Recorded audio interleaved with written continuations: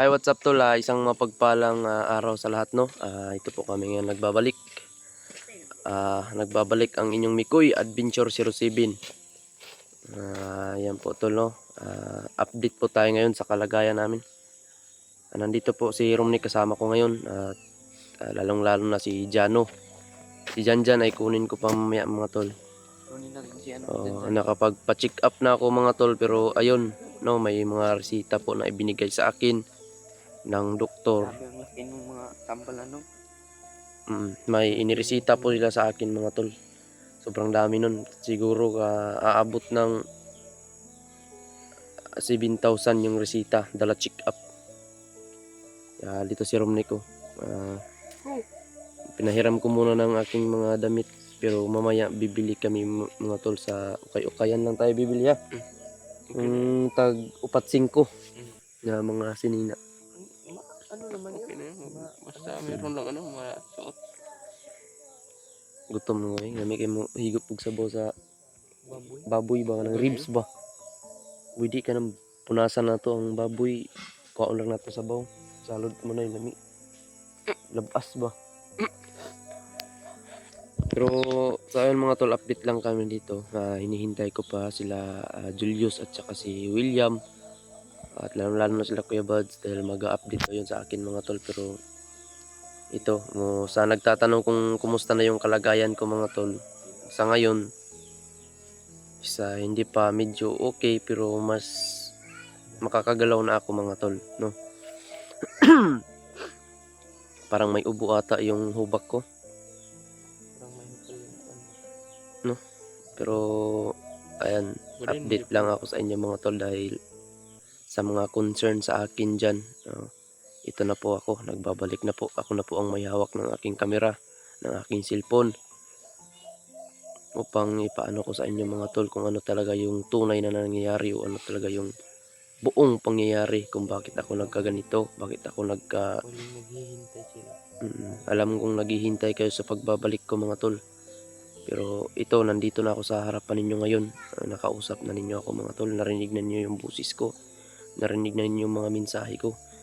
Yan, para tayo araw ngayon ng Bernis bangat, ay Sabado pala, Sabado. Bukas sisimba tayo, no? Magsisimba tayo bukas para mabawas-bawasan at maputulan yung mga ginagawa nating ganyan. Kahit ganito tayo, binigyan pa rin tayo ng tsansa ng ating Panginoon na upang makatakas o makalaya sa kamatayan.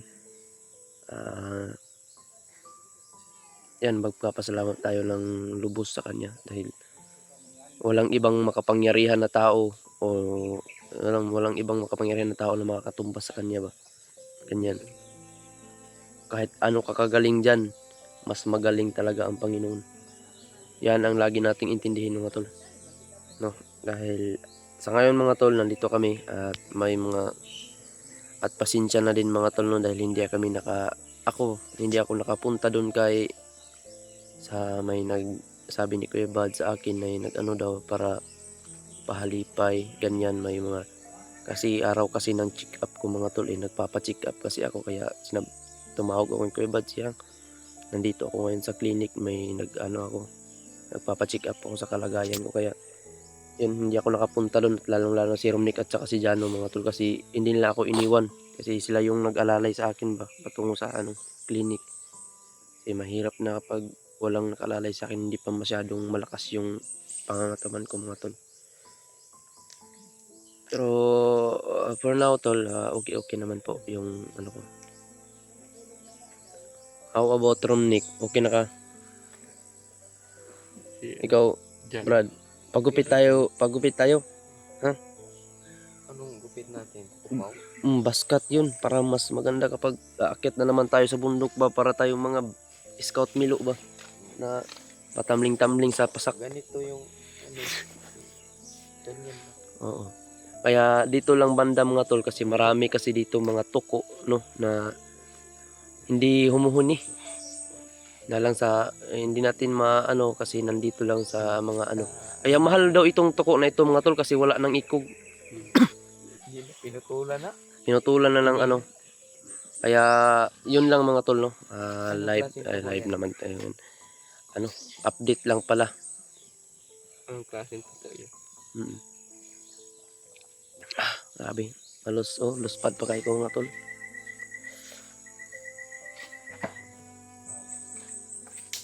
Nagpalit mo siya. Sabon ba kayo maligo ta? Sibon ba, sibon? Ang baho ng tubo dito, mga tol. Yun lang, no. Ito po, update lang po ako mga tol. Mamaya, dahil mag-aalay ako kay tatay, hanap ako ng ano, para iaalay ko kay tatay para ano, mga tol. At humihingi ako ng patawad na ang tatay dahil nung pangyayari na yun, hindi daw ako naka-ano kay tatay ba. Parang largo-largo yung mission ko nun kasi nataranta na rin ako mga tol kasi si Janjan dinampot. Yun, dinampot si Janjan. Kaya parang nataranta ako ba. Medyo masakit pa talaga kaya hindi ako nagpaiwan kanila Tromnik at Jano dahil sila yung nag-alalay sa akin mga tol. Hindi pa ako masyadong makakalakad ng maayos pa pero bilib ako sa kanila mga tol dahil hindi nila ako iniwan. Yan ang tunay na kaibigan. Kumbaga, muna tinuod nga barkada layo pa ni Maho na. Nga na nga mga kuan. Yeah. Dito ako ngayon sa ano, naglakbay-lakbay kami mga tol kaya nagpahinga ako muna. Sinabihan ko sa pahinga muna tayo dahil parang hindi na kaya ba sa mga tuhod ba para na tayong 80 anyos nito man. At ano, hindi ka man nag-video dyan na yung cellphone niya mga tol nasira. Aray ko. Nasira yung cellphone niya. Kaya, yun. Hanapan din natin na diskarte yan dyan. Makabili ka nung may nakita akong cellphone doon sa DIY, Mr. DIY. Yung sa may gilid. Nakatingin ako ng cellphone doon, nasira yung cellphone ko. May Infinix doon.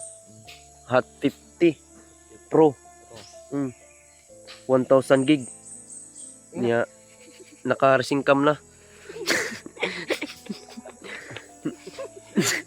Bito, dito, Infinix to, Hot 50 Pro. Pero, ang kuha na to niya, ang price to nasa 8K to 9.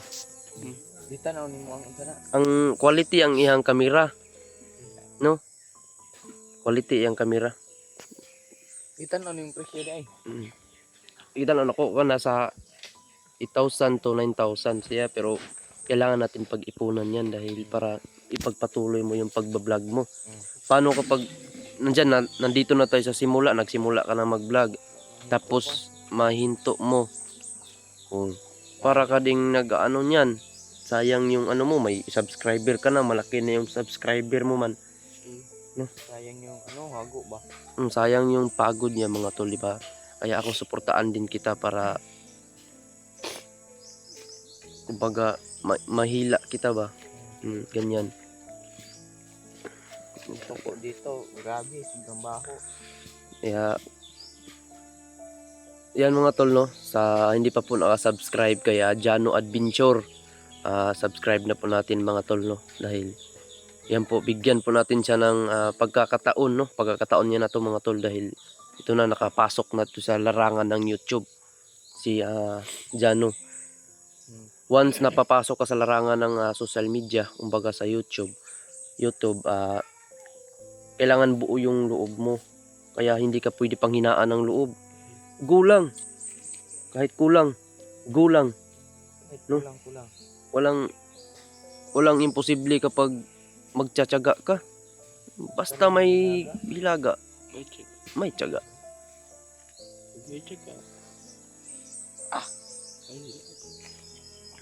Ano talaga? Parang yung ano ba, mas mabuti talaga ganito dyan dahil pumasok ka na sa ganyan, hindi lang isa ang nakapanood ng video mo, di ba? Kaya ngayon may supporters ka na, kumbaga may supporters ka, isipin mo dyan na parang magulang mo na din sila dahil alam mo, bahit basahin mo yung mga komento dyan, maraming nagpapayo sa iyo. Kumbaga sa mga kilos natin sa bundok, mayroon pa rin tayong mali. Tingnan mo yung mga comment dyan. Yung mga mali natin na i-question nila. Oh, kumbaga ganyan, mali natin. Tingnan natin, nagkamali pala ako dun. Di pagsunod na akyat natin, maitama mo na yung mali. Ganyan lang ka, basta stay humble. Kung mayroong mga babas dyan, wala kayong pakialam sa mga babas dyan. Huwag mong pansinin yun. Mahalin mo ng mahalin. Kumbaga, binato ka ng bato, batuhin mo ng tinapay. Ganyan ang dapat. Pero mabukol, ay, dili po niyo mo pwede nga balusan. Padalig sumon, papriso. May kasabihan tayo. May kasabihan tayo mga tol, di ba? Binato ka ng bato. Binato tayo ng bato. Batuhin Batuhin mo natin sila. ang tinapay. O iba bro. Diba? Mahalin natin ba? Kumbaga, Binato. Hindi binato. hinihila nila tayo pababa. Ganyan ba? Hinihila nila tayo pababa. Hayaan natin yan. Dahil yan, normal yan. At saka, kumbaga parang kinaiyahan na manghihila ba? Mga manghihila, marang kinaiyahan na siya sa tuang kuan bay. Sa tuang kalibutan na magingon ana. Inggit-inggit. Mga yun ana ka ng mga kuan. Pero, depende kung magpapa-apekto ka. Di ba? Kung magpapa-apekto ka sa mga ganyan, wala ka talaga. Di ba? Saan to? Oo man. Kaya masuko pa sila. Di ba? Kung magpapa-apekto ka ba dyan, lalo kang sisirain. Lalo kang dadown yan. Kung may manghihila sa'yo pababa, Sayaan mo lang. kailangan, kumbaga, manang tawag ka ka ng, kung sa Bisaya pahugtan ko nimo ang pagsalig nimo bay. Kanang hugot bakos di ka ayo ba nga dili ka nila pwede ihilaon ba kanang di nila pwede bitaw matanggal sa imong posisyon ron. No bitaw na kita nandito na tayo ngayon sa larangan ng YouTube. Hugot tayo dito, yung parang tali na sobrang tigas ba, yung matinding tali talaga ba. Para yan, nandito naman tayo. Pagpatuloy natin to. Kaya suportaan po natin si Jano mga tol, no? Ayan. Kasi nagsisimula pa lang dahil may hangarin din sa buhay. Pareho naman tayo lahat may hangarin sa buhay. Kunting tiyaga lang. Pag kanyan. No? So ayun mga tol, update lang po ako sa inyo para din ma-aware kayo sa mga nangyari ngayon mga tol, no?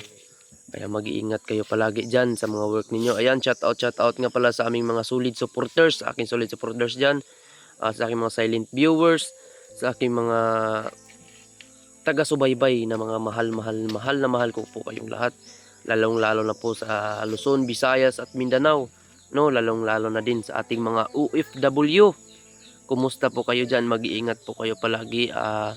Mega love shout out sa inyong lahat po. Lahat po kayo nga taga OFW, ingat po kayo palagi dyan sa inyong mga trabaho mga tol, dahil alam kong mahirap, sobrang hirap na lalabas tayo ng ibang bansa, no? Kasi kumbaga wala tayong sapat na communication sa bawat pamilya natin. Yan ang mahirap talaga sa ibang bansa. Kaya ingatan natin ang ating sarili dahil ito lang po ang ating puhunan sa ating paghahanap buhay, no? Kaya simple lang ang buhay, no? Stay humble. Ayan, shout out sa lahat. Shout out nga pala kay Mama Corazon Raboy. Shout out nga pala kay Ate Vilma Kumar. Shout out nga pala kay Ate Nadim. Ayan, shout out kay Ate Lourdes. Shout out kay Ate Angel. At shout out din kay Alma Vlog. Shout out din kay shout out din kay Inday Vlog. Shout out kay sino ba to? Shout out kay Tatay Buboy. Ayan, bug. Magandang araw sa lahat. Okay, Toko. Shout out sa lahat po. Shout out sa aking lahat ng Team Pogi. Ayan, shout out din kay Julius, shout out kay William. Sana po pag-update niyo sa akin, magdala kayo ng Mansanas at saka ano. aray ko. Isang sako ba para makakain tayo. Medyo maipit, madani man. Bitaw. Makita man nimo ni William. Dali kong isa ka apple ha. Ug Julius, dali kong isa ka watermelon. Di nyo nadalon. Talaga. Mabasog ta mo eh. Di, joke lang mga tol. Yun lang, pasaya lang yun. And shout out sa lahat po, kay Tita Lily. Shout out sa inyo lahat. Shout out kay